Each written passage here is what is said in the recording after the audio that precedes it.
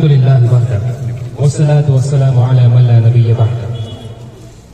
My dear Muslim brethren, my dear brothers and sisters, my dear respected elders and dignitaries present here, Mr. Chairman, before I get into the subject, I would like to express my heartfelt gratitude to Mr. Mustafa Saab, Mr. Chairman, who has granted me this opportunity to address you all in the morning of independence.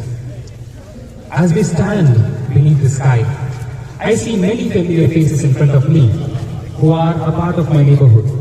I welcome you all in this gathering as you have fulfilled your rights to attend the national festival, the independence of India.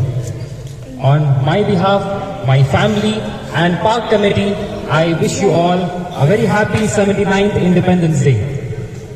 As we stand beneath the sky, breathing the freedom, I would like you to all to just remember that 79 years ago, the chains of colonial rule were broken, chains of British rule were broken, and this was not done easily. You know, everything on this earth requires sacrifices, determination, strength. So this was done by our beloved freedom fighters.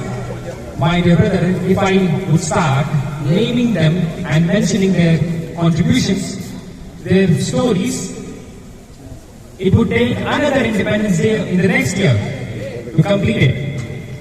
So I would like to mention a few names.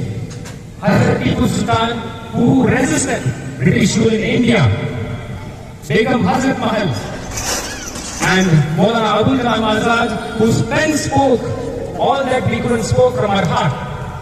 And believe me, I am not enough to count the sacrifices of the people and their selfless dedication to our nation. On this occasion, my dear brothers and sisters, it is on spot that I remember a verse of Holy Quran from chapter 49, verse 13, that Allah subhanahu wa ta'ala has made us among male and female in different nations of different tribes, but He wants us to identify ourselves, identify one another, and the most righteous among us is the one who obeys Allah's commandments. So Allah wants us to be united. Unity, my dear brothers and sisters, it is our real strength. Unity is our real strength. As the example of tricolor, which is hoisted in the morning, I would like you to observe the three colors in the tricolor. The Bronx, always ahead. These colors are three, but it is one flag, one identity, one soul. It is soul of the free India.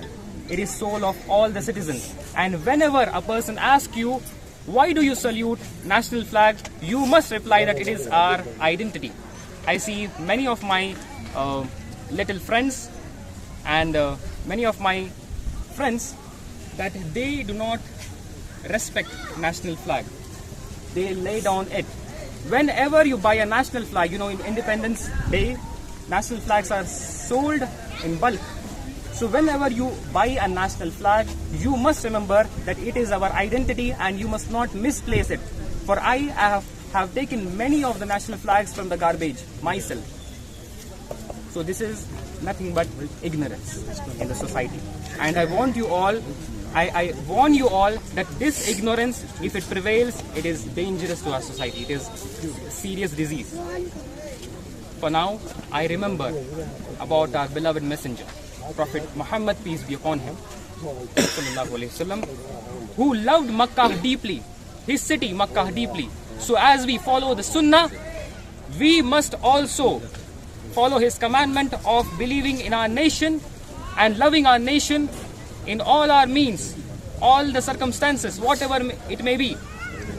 We have to ready to sacrifice our everything and to struggle on every circumstances. So I would conclude my speech by a poetry which I have in my mind right now. I have just made. As the wind kisses the tricolor, as the flag is kissed by the wind, as the wind kisses it. as the tricolor is kissed by the winds of sacred morning of independence. It carries a prayer indeed. Nation forever, India forever, peace within heart, peace within streets, peace in the land and harmony in the nation. Thank you so much.